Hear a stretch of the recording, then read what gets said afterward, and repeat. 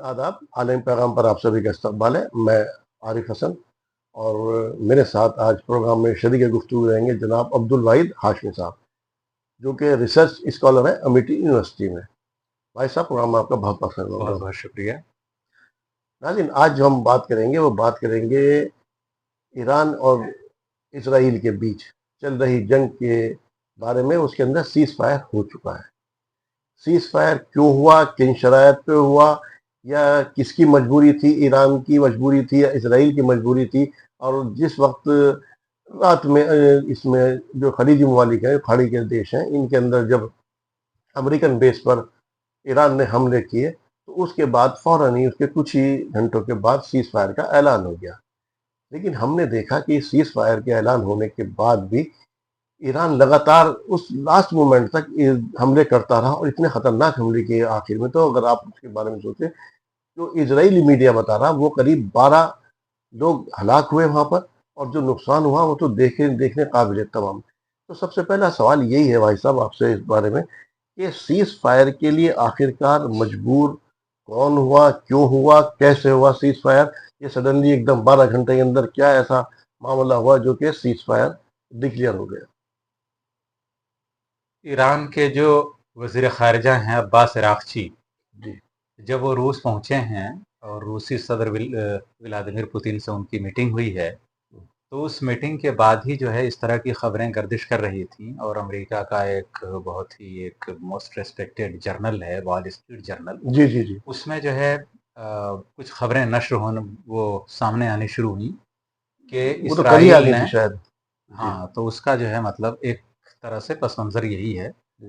कि इराक़ची के रूस में जाने के बाद और पुतिन से मुलाकात के दौरान, बल्कि उससे पहले जो साबिक रूसी सदर हैं दिमित्री मेदवेदेव, जी वो जो है डिप्टी हेड हैं जो रूस की नेशनल सिक्योरिटी काउंसिल है। जी। तो उनका जब बयान आया था अमेरिकी बमबार तैयारों के ईरानी जो एटमी तनसीबात हैं उन पर हमले के बाद, कि ईरान अगर चाहेगा तो कई ऐसे ममालिक हैं जो उसको न्यूक्लियर बम फराहम कर सकते हैं या इस तरह के। तो उसके बाद ही फिर इस तरह की क़यास आराइयाँ सामने आ गईं कि जो लीबिया या इराक़ में हुआ था या कुछ और ममालिक में, कि जिस तरह वहाँ जो है एक तरह से रिजीम कोलैप्स हो गया और उसको हटा दिया गया और रूस और चीन देखते रह गए, तो ईरान के मामले में ऐसा नहीं होगा।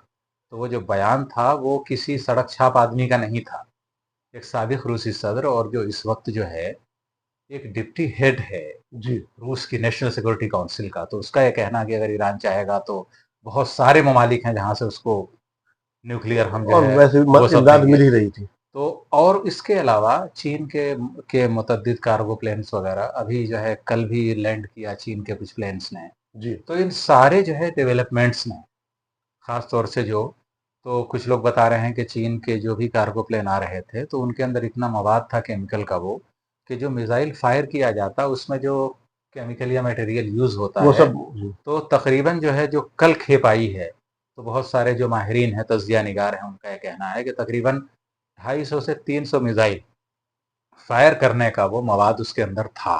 उसके अलावा कुछ और आर्म्स वगैरह रहे होंगे, कुछ ये और तो। चीज़ें रही होंगी। तो इन सारी चीज़ों ने इसराइल पर इतना प्रेशर क्रिएट कर दिया कि उसने मुतअद्दिद ज़राए से सीज़ फायर के लिए पैगामात भिजवाने शुरू कर दिए थे ईरानी क़यादत को कि हम सीज़ फायर चाहते हैं, जिसको बाकायदे शाया किया वॉल स्ट्रीट जर्नल ने, जी जी। उसने। तो उसी के बाद से सारी चीज़ें शुरू हो गई थी। अच्छा, जैसे भी आपने इस बात को कहा कि वॉल स्ट्रीट के अंदर या बहुत सारी जरा ऐसे खबरें आ रही थी, इस तरह की खबरें आ रही थी इससे पहले भी कि अमेरिका और इसराइल जो है वो घुटनों पर आ गए, इस वजह से थोड़ा सा वे भी घबराए हुए थे। एक तो वजह ये थी, जैसे भी उसने अपना हुर्मुज या स्टेट ऑफ हुर्मुज को बंद करने का ऐलान किया था, तो दुनिया के अंदर एक वो भी खलबली सी मच गई थी। बिल्कुल, बिल्कुल, बिल्कुल। ये भी है कि एक मेजर रीज़न ये भी है। और दूसरा जो है सबसे बड़ा रीज़न क्या है कि नेतन्याहू ने ईरान को छेड़ तो दिया था, लेकिन नेतन्याहू को शायद ये उम्मीद नहीं थी कि इस तरह का एक रिस्पॉन्स ईरान का आएगा और उसमें इतने बड़े पैमाने पर इसराइल के अंदर तबाही होगी, जो उन्होंने शायद 67 के या उस वॉर में भी नहीं देखा होगा इसराइल ने। जिस बड़े पैमाने पर ईरान के मिसाइल हमलों ने नुकसान पहुंचाया इसराइल को, और उसके बड़े-बड़े कुछ खबरें तो यहाँ तक है कि शायद मोसाद का जो चीफ है वो भी मारा गया है, हालांकि अभी उसकी तस्दीक होनी लेकिन बाकी कम से है। कम वो तो। लेकिन इस तरह की बहुत सारी जी। खबरें भी गर्दिश कर रही थी जिस वक्त तो तबाही बड़े पैमाने पर इसराइल ने झेली है ईरानी हमलों नहीं, से। यकीनी तौर पर तो जो वो था, एक जो है बैक फुट पे था, क्योंकि हमास या हिजबुल्लाह टाइप की ऑर्गेनाइजेशन नहीं है ईरान। ईरान एक फुल फ्लेज कंट्री है, और वो जो लेबनान वगैरह और इस तरह के ममालिक पे अटैक कर रहा था, तो वो छोटे मोटे हैं, सीरिया वगैरह जो है उनके पास कुछ था नहीं। ईरान एक फुल फ्लेजेड जो है, और तकरीबन वो तो चालीस एक आर्मी, पैंतालीस साल से, जी, तो उसकी एक मजबूत फौज है, और और वो उस तो पता तरह था से शुरू से उसने वो जो है तैयारी कर रहा था। जी बहरहाल हम इसी तरफ आ रहे हैं इधर से। ये तो खैर था ही कि इसराइल जो था बैकफुट पे था। इसराइल, सबसे बड़ी बात जो थी, एक साइकोलॉजिकल जो पॉइंट ऑफ व्यू था, वो ये था कि ईरान जो था वो अपनी, इसके लिए जो उसके यहाँ तबाही हुई, वो तैयार था। जी जी, काफी हद अच्छा तक। है, जो इसराइल की जो तबाही हो रही थी वो हैरान कुन थी, लोगों को हैरान कर रही थी, क्योंकि उन्होंने कभी देखा ही नहीं था ये तमाम तर चीज़ें।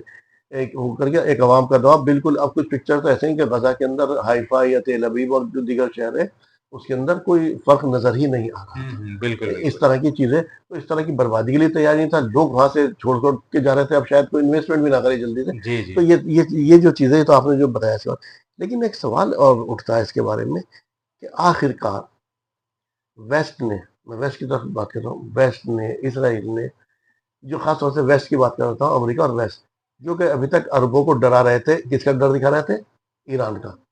वो कह रहे थे कि ईरान आ जाएगा, शेर आया, शेर आया, शेर आया, है ना, कि शोले फिल्म का डायलॉग है कि 50-50 करोड़ दूर जब बच्चा होता है तो मांगे थे गब्बर सिंह। अब गब्बर को तो एक तरह से उन्होंने क्या कहा, उन्होंने डिक्लेयर, अपनी डिक्लेरेशन में क्या कहा, उसने, क्या नाम है, डोनाल्ड ट्रंप ने और नेतन्याहू ने, कि हमने अपने अहदाफ हासिल कर लिए, यानी कि हमने एटॉमिक ठिकाने तबाह कर दिए। अब वो डर अरबों के अंदर से भी कहीं ना कहीं खत्म होता हुआ, अब उनको किस नाम पर ब्लैकमेल, जो कह रहे थे ना कि इसराइल की मदद करो, अब्राहम अकॉर्ड के अंदर शामिल हो जाओ, तो वो डर की सत्ता खत्म होता जा रहा मुझे लगता है कि वो डर खत्म नहीं हुआ है, बल्कि इस महाज़ाराई के बाद वो डर और ज्यादा मजबूत हुआ होना चाहिए। अरबों को, या जो भी अमेरिका के हमनवा ममालिक हैं, उनके अंदर ईरान का खौफ और ज्यादा बैठना चाहिए इस वक्त।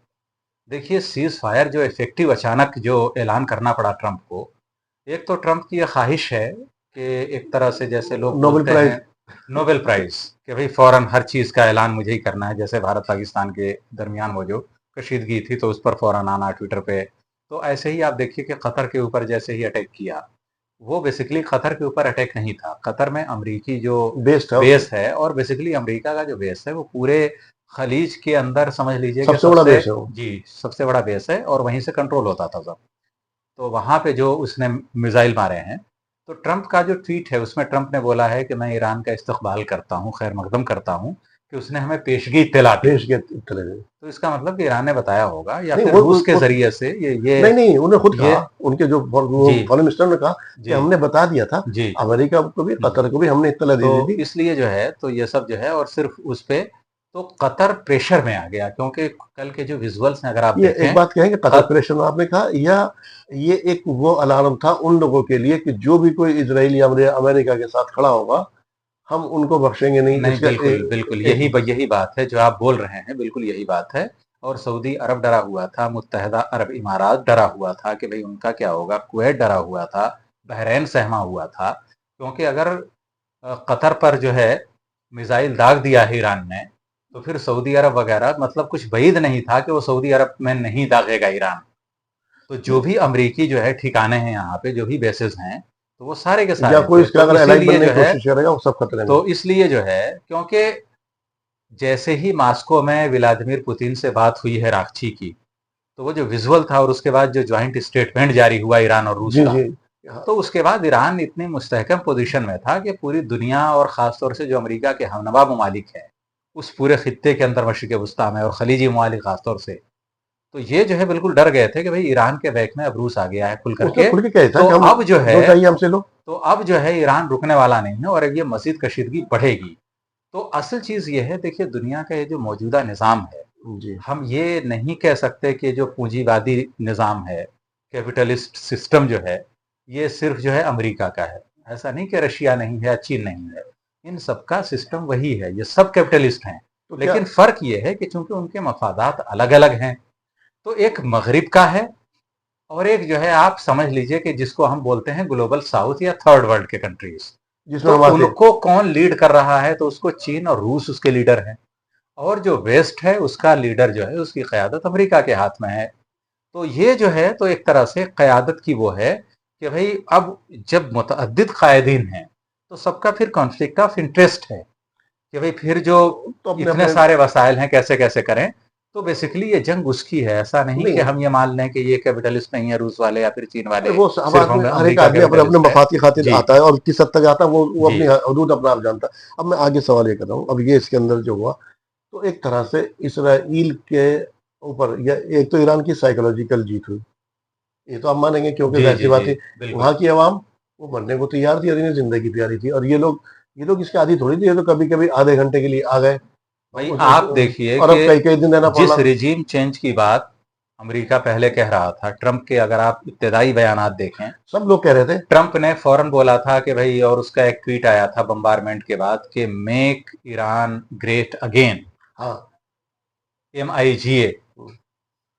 भाई कल तक आप बोल रहे थे कि मेक अमेरिका ग्रेट अगेन, जिस स्लोगन के साथ ट्रंप आए थे इख्तियार में। तो इस तरह के स्लोगन से दे रहे थे कि हम रिजीम चेंज करेंगे, लेकिन उसके बाद आप देखिए जो तेहरान के अंदर मुजाहरे हो रहे थे, ईरान के सदर मसूद पेज़ेश्कियान शामिल थे मुजाहरीन में, हाँ, और बड़ी तादाद अवाम की मौजूदा वो तो हुकूमत के अवाम, साथ थी, वो तो मैं कह रहा हूँ, तो और अब पूरी दुनिया के अंदर बहुत सारी चीजें आई। तो रिजीम चेंज करना, और उन्होंने देखा है कि इतना आसान इराक नहीं के था। अंदर रिजीम चेंज हुआ तो नतीजा क्या है। नहीं हर नहीं, उसके तरफ अंदर अफरा तफरी का माहौल है। वो लीबिया तो के अलग अंदर अलग। अमेरिका ने रिजीम चेंज किया तो क्या सूरत हाल नहीं, है। वो तो खैर तो सूरत हाल खराब हुई है। तो रिजीम चेंज कोई बेहतर मुतबादिल अमेरिका ने पेश नहीं किया है। नहीं, तो रिजीम इसलिए चेंज का लोग नहीं जो था। है जी, मैं रिजीम तो चेंज की ये बात जो नहीं है कर रहा, वो मैं कह रहा हूँ इस वक्त जो इनके बयान चेंज हुए या रिजीम चेंज के लिए ट्रूप्स उतारने पड़ते, वो अलग कंडीशन थी। जो अब बात हो रही है वो उसकी हो रही है कि क्या ट्रंप के ऊपर एक उसका भी दबाव था कहीं ना कहीं अंदर से, जैसे आपने जैसे बात की, कल कल वेंस ने, उनका वो है वाइस प्रेसिडेंट, उसने कहा हम कोई रिजीम चेंज नहीं चाहते, कुछ नहीं चाहते। कल एक बात और भी थी, जो ट्रंप ने खुद डिसीजन लेकर के ईरान के ऊपर अटैक किया है, उसका B2 बम बम वो था प्लेन, उसने अटैक किया, कांग्रेस को कॉन्फिडेंस में नहीं लिया उसने। अब कांग्रेस को कॉन्फिडेंस में नहीं लिया तो अभी एक बिल भी आने वाला है उसके अंदर कि आपने अकेले डिसीजन कैसे ले लिया। उसका भी दबाव था इन तमाम तर चीजों से, और कुछ डेमोक्रेट और कुछ रिपब्लिकन जो थे वो भी नाराज हो गए थे इस बिल्कुल तरह बिल्कुल। से। एक उसका भी दबाव था ट्रंप के ऊपर हाँ सीज हाँ फायर हाँ, कराने। बिल्कुल था बिल्कुल था। एक इंटरनल प्रेशर था। उसके अलावा कई महाज पर देखिए, बेसिकली क्या है कि नेतन्याहू ने जो जंग का दायरा फैलाया है, इसलिए फैलाया है, नेतन्याहू पे करप्शन के बहुत सारे चार्जेस हैं। सुप्रीम कोर्ट के बहुत सारे इख्तियारात थे जिसको कर्टेल करने की कोशिश की थी उसके खिलाफ। आज से 2 साल पहले 6 6 महीने तक लोग बैठे हुए थे सड़क पे नेतन्याहू के जी खिलाफ। जी जी। तो नेतन्याहू पे बहुत सारे केसेस थे। तो उसको एक नादिर मौका मिल गया 7 अक्टूबर को हमास के हमले के बाद। तो इसी तरह से ट्रंप जो है इख्तिदार में आने के फौरन बाद, अभी आप देखिए कि लॉस एंजलिस हो या और बहुत सारी रियासतें में, न्यूयॉर्क तक में, वाशिंगटन तक में मुजाहरे हो रहे हैं इनकी जो इमिग्रेशन लेकिन पॉलिसी उसके आपको एक बात खिलाफ। बताऊं, तो उसके बाद और भी बहुत सारी चीजें हैं। तो इनके अंदर क्या है कि जब भी कोई इंटरनल कॉन्फ्लिक्ट पैदा होती है इन ममालिक के अंदर, असल चीज मुस्लिम ममालिक को समझने की यह है कि आप सॉफ्ट टारगेट क्यों बनते हैं। नहीं मैं अभी ट्रंप को वो मसला क्यों, आता है तो वो आपको मारता है, ये तो हम कई बार डिस्कस कर इसराइल चुके। के लिए मसला आता है तो वो मारता है आपको। तो भाई नहीं नहीं ये जो है सूरत हाल कब तक रहेगी नहीं आपके नहीं, साथ। मैं वो तो हम कई बार डिस्कस कर चुके जी हैं इनके बारे में, इनके ऊपर कान पे कोई जू नहीं देंगे। जी मैं बात करना चाह रहा हूँ उसके बारे में कि नेतन्याहू ने, जी ऐसी कौन सी मजबूरी पड़ गई नेतन्याहू की कि आपने भी खुद कहा उसका अगला ठिकाना मे भी पॉसिबल जेल हो, कि उसने कैसे एक्सेप्ट कर लिया ये, ठीक है। एक चीज चीज होती है सामने वाले को डिसआर्म करना। हम्म। जेविश लॉबी के प्रेशर में B2 बॉम्बर अपने तैयारों से उन्होंने ईरान के न्यूक्लियर तनसीबात पे हमला किया ट्रंप ने। अब वो नाकाम रहे कामयाब रहे, दुनिया जानती है वो उसकी तो हकीकत क्या रहा। अब उसके बाद वो प्रेशर हट गया था ट्रंप पर से। तो अब ट्रंप के पास एक गोल्डन अपॉर्चुनिटी थी कतर पर, कतर के अमरीकी तनसीबात पर ईरान के हमले के बाद, कि वो नेतन्याहू पे प्रेशर बना सकें कि भाई फौरन आ जाओ आप टेबल पे, डायलॉग पे, सीज फायर होना चाहिए और ये सब है। तो अब नेतन्याहू के पास कोई मुतबादिल या कोई दूसरा रास्ता नहीं था ट्रंप की बात मानने के अलावा। तो इसलिए ट्रंप ने फौरन प्रेशर में लिया, क्योंकि अमीर क़तर जो हैं हमद अल सानी और वजीर आजम, इन दोनों का काफ़ी, क्योंकि वो जो सिचुएशन रूम में बैठे हुए थे, तो बेसिकली ये फ़ोन कॉल्स जा रही होंगी। जी। बिल्कुल नेचुरल है, ये ऑब्वियस है कि भाई जी। जब, अच्छा कतर कोई बहुत बड़ा मुल्क तो है नहीं नहीं। वो बहुत तो छोटा, वहाँ जो वीडियोज आए हैं जिस तरह की भगदड़ मची है, वो तो तो समझ अगर गए। 4 5 मिसाइल अगर रियली ड्रॉप हो जाते तो फिर कतर की पूरी मईशत का भट्टा बैठ जाता। वो तो और पूरा इनका। नहीं, वो तो खैर तो अरबों ये का जो दबाव है तो था ही। एक, हाँ, तो अरबों का बहुत भयंकर दबाव था और उसी अब के आगे चलते आते हैं हुए उसमें। इन्होंने नेतन्याहू पे दबाव कायम किया और वो फौरन राजी हो जी। गया। अब अगला, इस जंग में 12 दिन की इस जी। जंग में क्या वो अपने अहदाफ हासिल कर पाया? जो कह रहा हमने अहदाफ हासिल कर लिए, अपने अहदाफ हासिल कर लिए, क्योंकि मैं बताऊं आपको, ईरान के पास 9,200 किलोग्राम यूरेनियम है, जी। जिसमें से उसने 408 किलोग्राम वो एनरिचमेंट उसका कर दिया है, और वो 60 to 90% एनरिचमेंट कर चुका। 42 किलोग्राम जो यूरेनियम है वो एक एटम बम बनाने के काम में आता है, यानी कि उसके पास 8 से 10 एटम बम बनाने का मटेरियल मौजूद है। और इसकी क्वालिटी ये होती है भाई साहब कि ये 800 या 400 किलोग्राम जो है ना, ये यूरेनियम, ये कितने से बैग में आ जाता है, ये वेट बहुत, वो बात है ना कि आप ना उठा सकते कि मैं ना उठा सकता, उसे कमरे में लेकर किसी कोने में भी डाल दिया ना तो भी नहीं मालूम पड़ेगा। तो क्या वो अहदाफ हासिल कर लिए? और फिर अहदाफ हासिल नहीं कर भी किए, अगर हो चुके, आपने मजबूर होके क्या, कि कल को फिर आप ये 2 साल बाद 3 साल फिर कह देंगे कि ईरान एटम बम बना रहा है, क्योंकि ईरान अब उस संधि से भी बाहर निकलने की कोशिश कर रहा है जो उसने की थी। अब ये जब मुज़ाकरात शुरू होंगे, बहुत जल्द शुरू होंगे जिसकी उम्मीद है, तो अब उसके अंदर देखना होगा कि उसकी टर्म्स एंड कंडीशंस क्या होती हैं। फिलहाल ये एक टेम्पररी सीज फायर है। अभी 12 से लेकर के 24 घंटे अभी देखना पड़ेगा इसको कि क्या क्या हुआ। देखिए, बेसिकली जो आज बहुत सारे जो है मीडिया आउटलेट्स हैं जिन पे खबरें नशर होती रहेंगी कि ईरान ने सीज फायर वायोलेट किया है आज सुबह इसराइल पर हमले करके।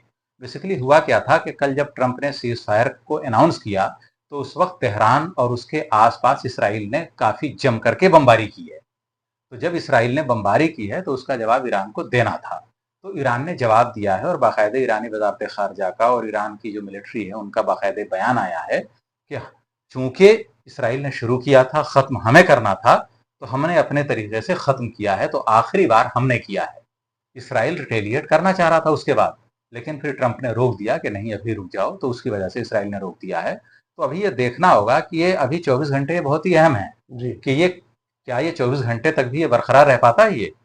तो जी। ये जो जंग बंदी है तो अभी ये देखना होगा कि उसके अंदर क्या है। तो जो आज ईरान ने हमला किया है वो सीज फायर का वायोलेशन आप इस नजरिए से कह सकते हैं कि जब वो ट्वीट आ गया, सब कुछ हो गया, वो लास्ट, टाइमलाइन मुकर्रर हो गई, हाँ, तो उसके बाद क्यों किया? तो ईरान ने इसलिए किया वो कि सीज एक फायर बोलते का हैं कि वर्ल्ड, लास्ट हैमर, यानी वो उसका वायलेशन नहीं था। इख्तिताम, उसका खात्मा हम करेंगे।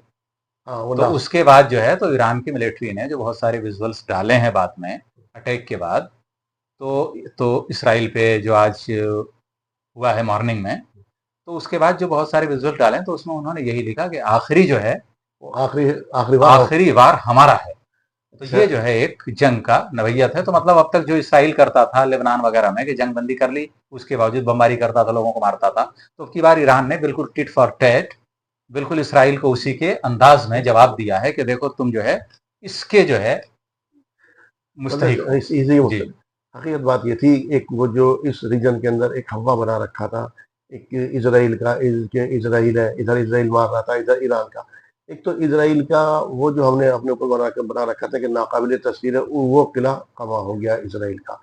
और दूसरी बात, इसराइल की इमेज इस वक्त इतनी गिरी है, इतनी गिरी है उस वक्त, कि आसपास के अब लोग जो हैं उसके ऊपर, ये अरबों के अंदर से खौफ था, इसराइल बहुत बड़ा ताकतवर है, वो भरम टूट गया। और जो हुआ पूरी जंग के दौरान, सबसे बड़ी बात है, ईरान ने अपने मैसेज बिल्कुल क्लियर किया कि जब उसने इधर कतर पे और दीगर जो बेसिस पे, अमेरिकन बेसिस से मारे मिसाइल, सीधा मैसेज था कि अगर तुम में से कोई भी इसके एलाई बनने की कोशिश करेगा तो उसका भी अंजाम यही होगा।